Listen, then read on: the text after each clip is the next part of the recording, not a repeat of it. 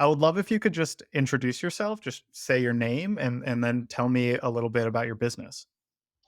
My name is Laura Oliver, and I run a website, frugalchick.com.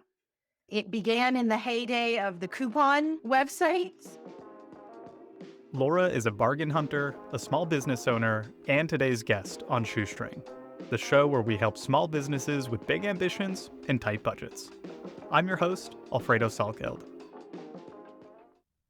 Do you remember Americans' obsession with couponing and deals in the mid-2000s? Extreme Couponing. Series premiere Wednesday, April 6th at 9. Only on Extreme TLC. Couponing, later renamed to Extreme Couponing All-Stars, ran for 5 seasons. That is 5 seasons of a show about people who use a lot of coupons.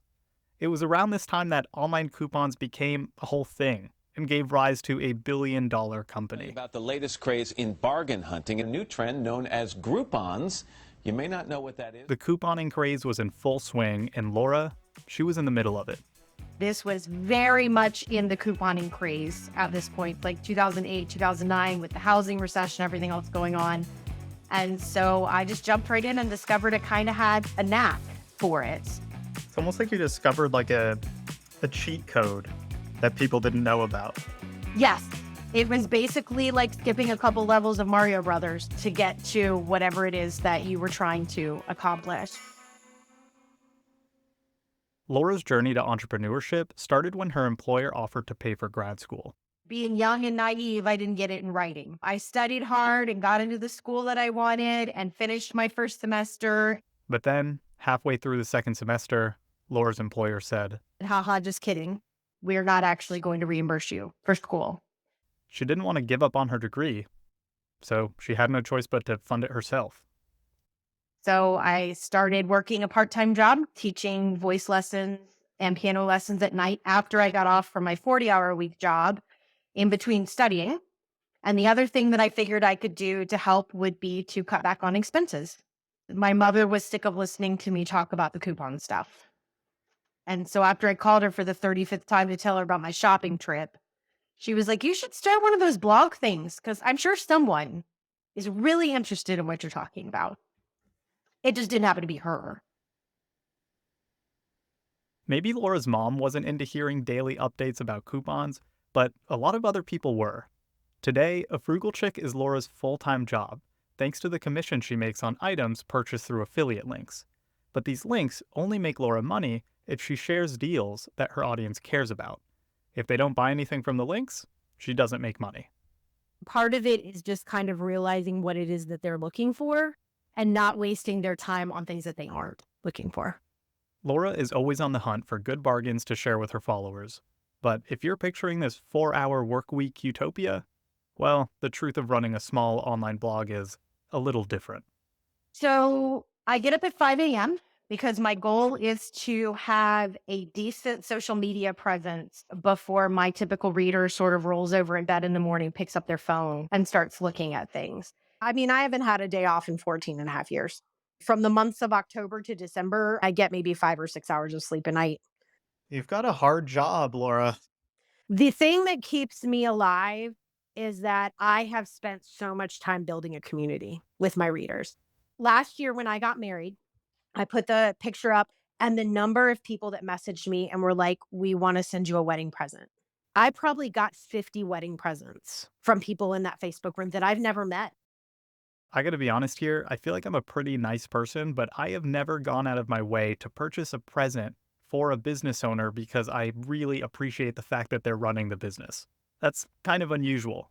Most business owners would give anything to have a loyal audience like Laura's. So then, what's the problem? Well, marketing strategies change. And when you've been in business as long as Laura has, channels that once drew in followers might not work as well anymore. Take search engine optimization, or SEO. I feel like right about the time we get it figured out, Google does an update and it starts all over again.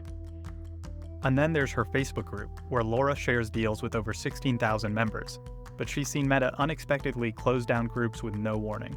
And all of a sudden, some person like me, who's literally a one-person business and builds up a room to 25 or 30,000 people, the room's now gone. She's also tried boosting posts on Facebook, but the results weren't worth the trouble. They were so persnickety about artwork and verbiage and those sort of things that it just ended up stressing me out more than it did anything else. With all of the uncertainty around SEO and social media, Laura's focus these days is on building lists that she owns, like email. Because you can't take emails away from me no matter what you do. She collects emails through a form on her site. An email isn't the only owned list that she's building. She's also started inviting her Facebook group members to sign up for exclusive SMS deal alerts. And the reason that I have done that is because these are people who love me. These are people that love my business. These are my people. Rewarding your most engaged followers with exclusive deals is something I'd recommend to anyone who's trying to grow a community. You can provide extra value to loyal customers with exclusive deals, event invites, or personalized recommendations. For this marketing mission, we aren't starting from scratch. Laura's already a pro at building relationships with her followers and gaining their trust. But now she wants to take that relationship from social media to the lists that she owns. Our job is to help Laura grow her tribe of deal seekers through email and text messaging. To flesh out some ideas, I jumped on a call with my teammates, Jake and Casey, and a special guest. I'm Rand Fishkin. I'm the co-founder and CEO of SparkToro. Okay, let me jump in real quick. If you don't know Rand, let's just say he's a marketing legend. Before launching SparkToro, he grew an SEO company called Moz to 130 employees and over 30 million in revenue. So I figured you could get us started as your initiation. What were your initial thoughts on Laura and her website? My biggest first takeaway was the split challenge of handling an email list that was like the primary driver of the business, but then also an ad-based website. Part of me wondered like, oh man, it'd be really nice to prioritize one over the other, right? I also wondered whether the ads were sort of high enough return on investment to make it worthwhile to sacrifice some of the user experience and usability and design and delight that her customers and audience could get from the site. To give you some context, there are animated ads throughout at FrugalChick.com. In the sidebar, at the bottom of every page, in the middle of blog posts. They are all a lot more visible and loud than the small email sign-up form and the link to the Facebook group between ads in the sidebar. If it were me running it, I might look at, could I turn that into a similar amount of revenue over the course of 6 months by making my email list more compelling, making the social groups more compelling, making the site more compelling for those types of visitors. And I love that singular focus, especially in a small business where you have a very small team, single person operating it. I think that focus is a superpower. I completely agreed with what Rand was saying. The ads on the site could be distracting visitors from joining the email list and Facebook group, which are more valuable in the long run. But I wasn't sure Laura would see it the same way. If I put myself in her shoes, I might be hesitant to prune something from the site that was making me money now. Do you have words of wisdom for prioritizing, especially when it means you're going to be taking away something that's making money with this promise of a long-term vision? Yeah, I mean, I think you can dip your toe in the water here, right? It does not have to be all at once. Let's try taking 3 or 4 of the most visited pages on the site, and we're going to remove ads from those few pages and direct the call to action for everything to be toward the affiliate links or the email sign-up list. I think every email she captures is just sort of provably worth so much over the course of a year. Now it gets really easy to do the math on the rest of the site. I relayed Rand's advice to Laura, and to my surprise, she said, I would love to get rid of them. I think it's a good day for a blogger when they manage to just not have them anymore. Like they're able to pull the ad network off. So we can definitely play around with removing some of them. On the same topic of improving the user experience, we talked about how the site didn't quite match Laura's personal brand that her followers love and trust. The site does not have the same, I want to call it vibe, right? Like the same vibe that she does personally, on the news, her video appearances, in her email newsletter, with her SMS, right? Like she's got a very personal, unique brand. She has this trustworthiness and this sort of, I almost want to call it like scrappiness to her. Plus, the site's user experience made it hard to find deals for specific product categories. Here's Jake. Yeah, just exploring the site. Like, if I was trying to look for something specific, I found it very difficult. I feel like there's just organizational things that you could do that might make a difference and have people stay a little bit longer or actually search around. I want to note here that your site doesn't have to have all of the latest design trends to be effective. It just needs to communicate the value you provide to your audience without distractions.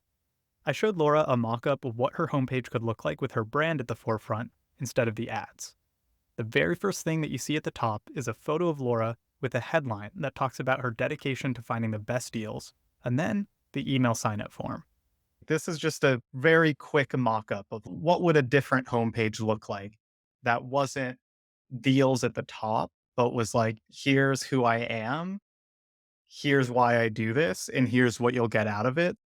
I had no doubt in my mind. This new homepage design was going to be a slam dunk. I tried it before and it didn't work. Okay, I didn't see that coming, but Laura knows her audience better than anyone. I think a large part of why it did not work was because I was single and I didn't have kids. And so the big problem was I'm not my reader. That being said, it has been a very long time since I tried to do that. And so maybe it is a time to revisit that again, because now that I am married and there are kids in my life, I may be a little easier for people to identify with. Well, number one, I appreciate you just being honest about like, I've tried it and it doesn't work, Yeah. right? The other piece is I wonder if even if we just separated the idea of like lead with your story, I still think it's an interesting test to lead with collecting email as like the primary driver if you're seeing that that channel is what's leading to the most conversions compared to just, the web traffic. Right. No, I like the idea. I mean, the picture on the front of the page isn't doing anything for me. It's just there for cosmetic reasons. If I can make it work, then why not do that? I was glad we were able to rethink the idea and still highlight the channel that brings her audience the most value, the email newsletter. Now on to the next marketing channel, social media. For paid social, Laura had only tried boosting Facebook posts about specific product deals, but she didn't see any ROI. Here's Casey on our brainstorming call. If she's boosting specific deals, she might instead want to like drive traffic to a newsletter sign up page for specific audiences. Yeah, it can't be about a specific deal because she would have to get really lucky if she's like promoting her post about peanut butter is $1 off on Amazon to find someone who's in the market for peanut butter. People don't follow Laura because they like peanut butter or any specific product for that matter. They follow her because she consistently sends the best, most relevant deals. I wanted to get Laura's thoughts on changing the ads to focus on the overall benefit of signing up for her list rather than on specific deals. And I think the message in the copy here is important. Something that stuck with me after our last call was, and correct me if I'm wrong, you were like, well, I wake up at 5 a.m. and I start looking for deals. And I'm like, that's like really compelling. If I were to see an ad and it's like, I am constantly looking for coupons, there is no catch. I will send them to you. I'm just going out and finding the best possible deals for people. I would want to sign up for that. That could be an interesting test to run to see if it drives more email signups. Yeah, I love this. This looks great. Then on the organic social side, one thing you brought up, you're like, I don't have time to be putting together short films for Instagram, right? Like it takes forever. I wonder if there's an approach that is equally as utilitarian as the website. No fluff, here's the deal. I showed her some Instagram reels from other bloggers who share daily deals. What are your thoughts on this?